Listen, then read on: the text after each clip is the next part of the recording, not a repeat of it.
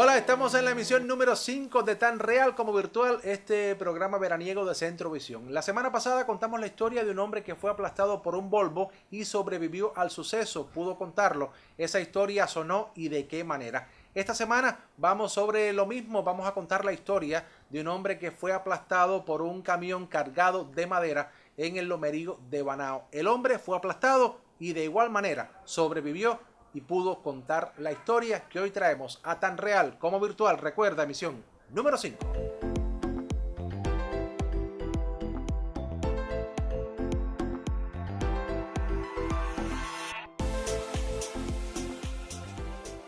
Hace varios años, un entonces joven médico fue llamado para atender un difícil caso. Un hombre había sido aplastado por un camión cargado de bolos de madera. El hecho ocurrió en Banao y lo que hasta ese momento había sido un día tranquilo se convirtió para el médico en un infierno en aras de salvarle la vida a este hombre, reitero, aplastado por un camión cargado de bolos de madera. Esta historia permaneció inédita hasta este momento y Elsa Ramos Ramírez se encarga de traerla a la realidad que ofrece este programa. Veamos. ¿Qué circunstancias te enteraste de este accidente del hombre de Cotocasa?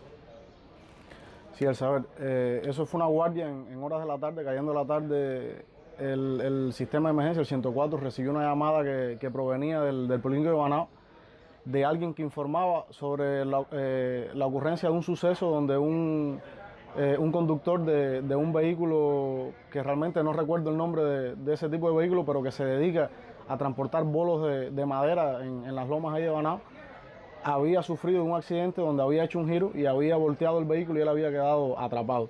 Inicialmente nos dicen que esa información no estaba verificada, que no tomáramos conducta, que ellos iban a verificar esa información. Minutos después recibimos una segunda llamada donde nos dicen que sí, que ya se había constatado que sí, que era una información real y que él se encontraba atrapado debajo del vehículo. Inmediatamente se moviliza el sistema de emergencia, disponemos un móvil AVA, es decir, de apoyo vital avanzado al lugar. Llegamos en pocos minutos al lugar, de donde el móvil podía quedar hasta donde tenía acceso, a donde estaba el paciente atrapado. Habían varios metros, ya que el móvil solamente podía llegar hasta la base de la colina y sin embargo el paciente atrapado estaba en la punta de la colina.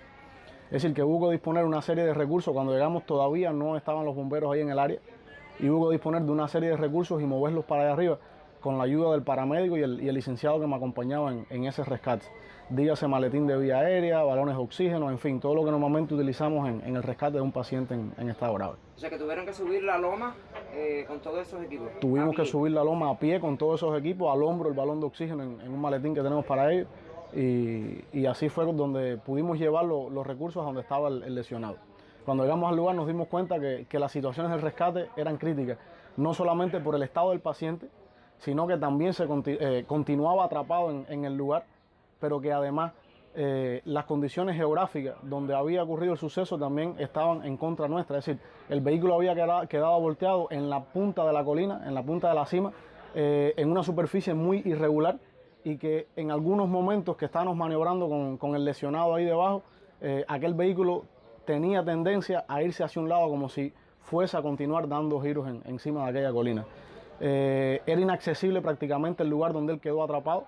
Él quedó comprimido desde el abdomen, miembros inferiores y parte del tórax también quedó comprimido debajo del vehículo, donde solamente se lograba ver el cráneo, los miembros superiores, es decir, la cabeza, y el paciente estaba consciente. Él todavía estaba consciente ahí debajo pidiendo auxilio, que lo auxiliaran. Y le decía que era un poco inaccesible porque el lugar donde él quedó no era fácil para maniobrar. Ahí tuvimos que prácticamente quitarnos parte de las piezas de ropa, introducirnos ahí debajo en ese pequeño orificio, en esa pequeña abertura que quedó del espacio que quedó entre el vehículo y la parte la superficie de la tierra, quedó una abertura muy pequeña. Ahí hubo que introducirse y trabajar con él ahí debajo, sobre todas las cosas, brindarle los primeros auxilios, pero sobre todo brindarle apoyo también y seguridad de que íbamos a trabajar con él y tratar de salvar su vida. Lo engorroso del rescate fue el tiempo que estuvimos trabajando ahí con él. ¿Cuántas horas? Bueno, a ver, exactamente debe haber estado cerca entre las 6 y un poco de la tarde hasta cerca de las 11 y pico de la noche. Es decir, que llegamos atardeciendo y nos fuimos a cerca de las 11 o 12 de la noche.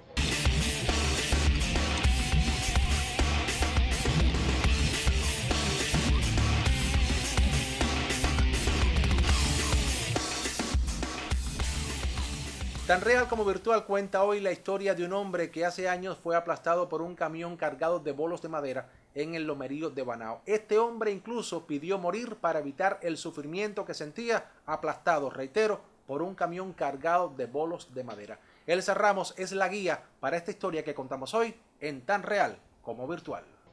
Fueron muchas horas de trabajo con él. En algún momento sentimos desaliento también, inseguridad, un poco de temor por el tiempo que él estuvo ahí. Y ya ha llegado un momento donde realmente ya el dolor era tan severo y un poco que él había perdido la fe de que podíamos ayudarlo. Él pedía que lo durmiera para no sentir dolor y para quedarse tranquilo ahí y desfallecer tranquilo ahí. O sea, morir allí. Morir ahí, exactamente. Él lo pidió que lo hiciéramos. Nosotros, por supuesto, continuamos brindándole confianza, le prestamos también auxilio, es decir, le tratamos de aliviar el dolor, pero siempre estuvimos ahí a su lado para tratar de mantenerlo con vida.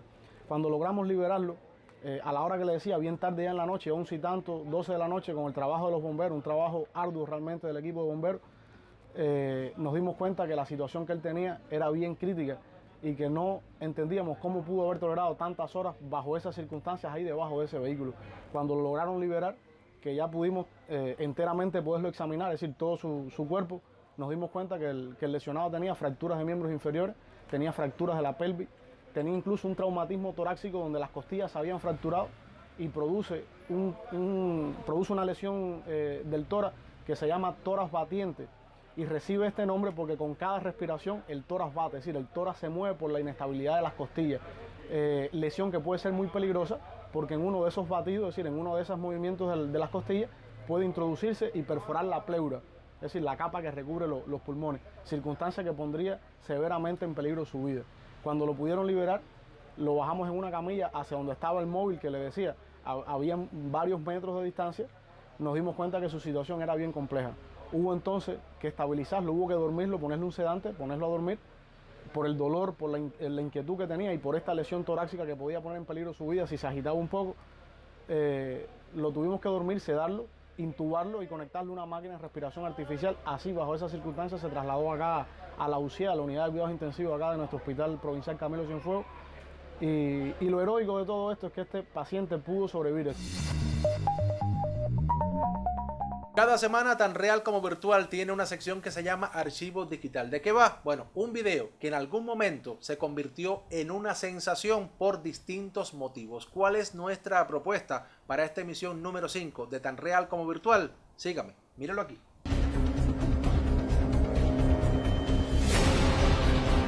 En principio, una familia denunció ante la Policía Nacional el intento de robo de una camioneta Hyundai Tucson color plateado, cuya conductora, según la denuncia, dejó estacionada frente al Hospital Regional de Villarrica durante 25 minutos. Transcurrido este tiempo, la misma se percata que su vehículo no estaba en el lugar donde lo dejó. Posteriormente, nota que el rodado quedó prácticamente abandonado en medio de la calle. Todo el hecho fue captado por imágenes del circuito cerrado de Visión Comunicaciones, en donde se observa que la camioneta se movió e hizo varios movimientos sin ningún conductor dentro del habitáculo.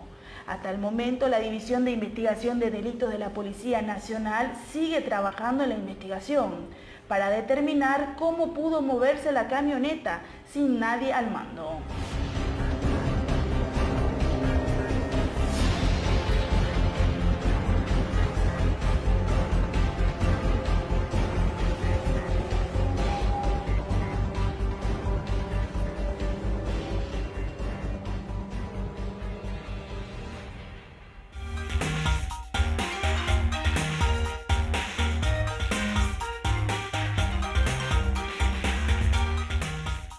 Tan Real como Virtual navega por la internet. Luego de cada emisión se sube de inmediato hasta las redes sociales y también hacia esa gran autopista de la información que es la internet, para que desde allí las personas puedan acceder a nuestros materiales y sea también una manera de interactividad. Nuestro grupo en Facebook aumenta y lo hace esta semana gracias a Celia María González Lorenzo, igualmente gracias a Armando Francisco, quien por cierto vive en Angola y desde allí contacta con nosotros. También Gilda Ferrer, Ana Rosa Brunet y Minosca Cadalso desde Santa Clara, una persona muy conocida en el gremio de los periodistas. Sinónimo de que nuestros temas interesan porque cada semana tenemos nuevos miembros en el grupo de Facebook. Que bueno, gracias, muchísimas gracias.